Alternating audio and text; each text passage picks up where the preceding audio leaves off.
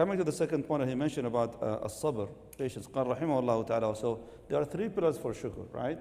Now the three pillars also for sabr, for patience. قال والصبر حبس النفس عن التسخط بالمقدور وحبس اللسان عن الشكوى وحبس الجوارح عن المعصية. He says, as for sabr, to the three pillars for sabr, obviously over here. Number one, حبس النفس عن التسخط بالمقدور. So that now you control yourself from being angry with what has been decreed.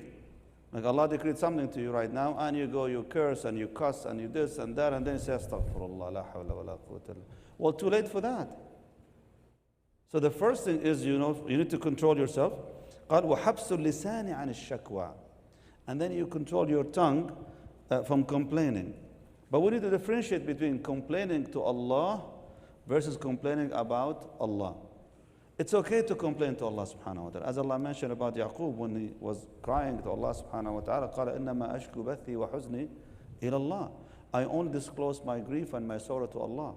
So he's complaining to Allah subhanahu wa ta'ala, and that's okay. But complaining about Allah, like saying it can be better, well, I don't know why I'm the only one who's targeted. Well, this and that, now you're complaining about Allah subhanahu wa ta'ala. No. And the third one he says, قال وحبس الجوارح عن المعصية. And also abstain, like controlling your limbs from falling into the sin.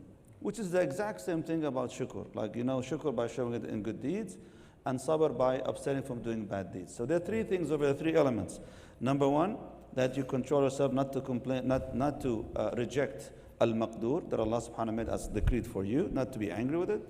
And the second one is to make sure that what you say is complaining to Allah subhanahu wa ta'ala, not about Allah azza wa jalla. And the third one is making sure that you control also yourself from committing all these sins. Shaykh, subhanAllah, everything that Allah created of the physical body has a parallel to the spiritual self too. Like if you think about your, with your muscles, there's push and there's pull, right? Push and pull. Shukr is giving something. Sabr is holding back, pulling back. And the soul needs that as well. It needs to have both of those elements to be able to put something forward and to be able to hold something back. And sabr is about holding back. Shukr is about giving something and putting something forward. And there's something deeply profound. SubhanAllah, the soul, if it lacks one of the two, then it will be imbalanced. Just like the body would be imbalanced. It will be out of place. And that's why the ulama say shukr is nothing but sabr in good times. And sabr is nothing but shukr in bad times. What does that mean? Sabr, shukr is, gratitude is patience in good times. So what you have, you say alhamdulillah, and you're patient because sometimes when you get, your appetite is open, you want more. So you're patient with your desires. No, alhamdulillah, I'm happy with what I have. So that's sabr. Shukr is sabr. Do you all understand?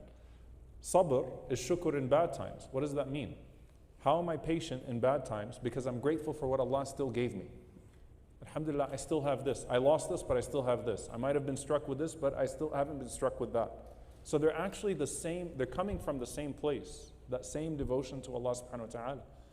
And then the complaint here is the opposite of praise. No. So when the Prophet ﷺ says, about the person who loses a child, and Allah Azza wa Jalla sends the angels and says, ماذا قال عبدي? What did my servant say? He praised you, right? And he said, Inna lillahi wa inna ilayhi raji'un. So alhamdulillah is the statement of sabr. Alhamdulillah is the statement of patience. I'm still happy, alhamdulillah. And when it comes to shakwa, Shaykh, I know you don't read Urdu, but shakwa wa jawab al-shakwa. Imam Iqbal wrote a poem. I could teach you Urdu and I'll teach you the poem. Shakwa wa jawab al-shakwa. Please, I'm inspired right now. Yeah. I don't know it off the top of my head, But, there's a saying from Umar radiallahu ta'ala anhu, أَثَرْ لَيْسَ فِي الشَّكْوَةِ إِلَّا أَن تُحْسِنَ الصَّدِيقَ أَوْ تُشَمِّتَ عَدُوًا. That there's nothing in complaining too much except that you either bring your friend down or you make your enemy happy. Yeah. If you complain to people, what do? Your friend was having a good day, but you brought their mood down too. They were finally getting out of their own issues, and then you went and you burdened them with your issues. So you brought your friend down. Or someone who doesn't like you is happy that you're going through misery. So the only thing that comes out of shakwa, out of complaint, is that you will bring down a friend or you will inflate an enemy. Now, that's not the same as shura. There is room for seeking counsel, seeking advice. That's not the same as complaint. Complain is when you complain about, as Ibn al-Qayyim rahimahullah said, شَكَوْتَ مَنْ يَرْحَمُكَ إِلَى مَنْ لَا يَرْحَمُكَ. No. You complain about the one who has mercy upon you to the one who has no mercy upon you. No, That's Sheikh, when it becomes a problem. sometimes complaining becomes an excuse not to do anything. Like people, they complain because they want to magnify the problem to the extent that, you see, it's too much for me, I cannot do anything about it. Right. So that's kind of like a subconscious that's going to defeat you already. The other thing about patience, there's another problem with the subject of patience and sabr in our culture, is that unfortunately, we grow up conditioned that patience is a negative thing. You're only patient against negative things. We're not being taught that patience in itself is an act of ibadah. Like we need to be patient, it's an act of worship in itself. To be patient is an act of no. You be patient because there's nothing else you can do. You be patient because, look, if you don't, I'm going to, for example, do this or do that. So we start associating patience with negativity.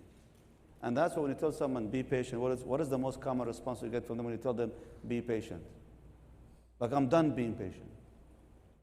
Like, so basically what they're saying is that it's a personal thing right now to them. Instead, we need to look at patience being an act of ibadah, an act of worship.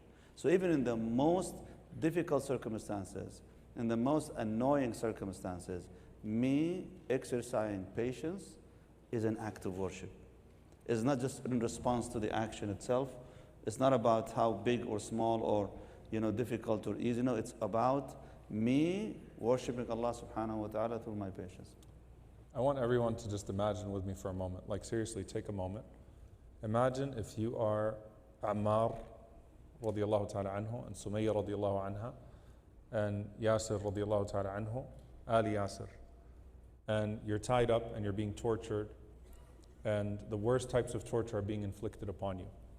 Imagine being that person for a moment. The hot sun, the whips, the chains, everything is just hitting you. And the Prophet ﷺ walks by and all you can do is you hear his voice saying, Sabran ya Ali Yasir. Be patient, O family of Yasir. Maw'idukum al-Jannah.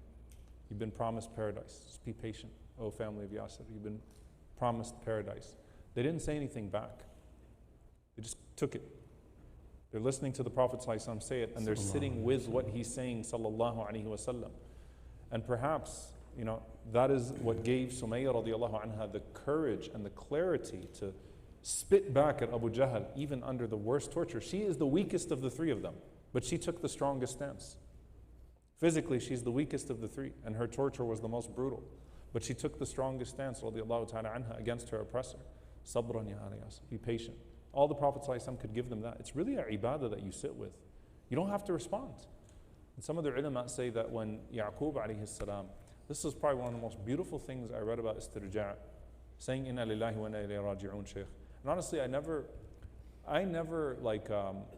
felt the beauty of that statement until my mother passed away, Allah yarhamha. The first time I really understood inna lillahi wa inna ilayhi raji'un was when my mother passed away. When I said it when my mother passed away.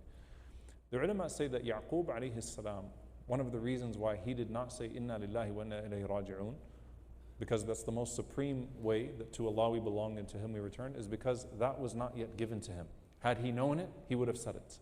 That statement is a gift to this ummah. To Allah we belong and to Allah we return. So to Allah we all belong and to Allah we return. All of us and everything that belongs to us. That's patience. It was his in the first place. So why am I complaining about it being taken away if it was never mine in the first place? It was always for Allah. I was always for Allah. So let Allah do with me what He wills and let Allah do with what is with me and for me what He wills because it's all His in the first place. Alhamdulillah, inna lillahi wa inna ilayhi raji'un. And those two statements go together.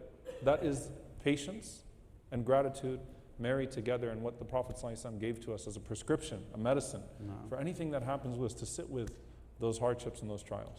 Shaykh Ibn Qayyim rahimahullah ta'ala always go back again to saying that your life as a believer is based on these two major pillars, Shukr and Sabr. That's why he has a whole book about Sabr and Shukr, obviously.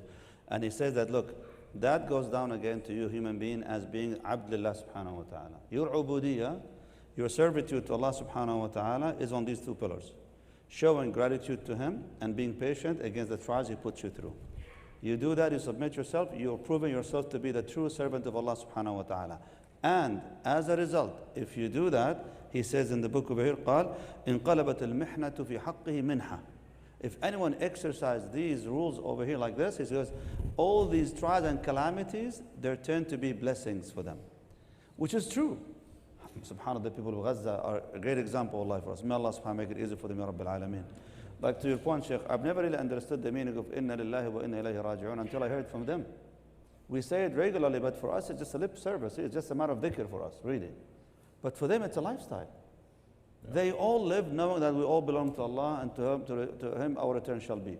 They believe it because they live it every single day and they see it every single day. And subhanAllah, having that level of spirituality that you truly from your heart believe in all of this, that's the true meaning of being a servant of Allah subhanahu wa ta'ala. Which is why one of the most powerful statements I heard from one of the people of Gaza, may Allah subhanahu wa ta'ala make it easy for them, Ya Rabbil Alameen. Probably all of you have seen his videos, went viral, when he was literally just kind of like sending off his family, who's been bombed and been killed, Allah musta'an. And he says, and that for me was like, I reflected on his statements for some time, really. I'm still reflecting on it. He goes, Ya Rabbi, khud minna hatta tarda.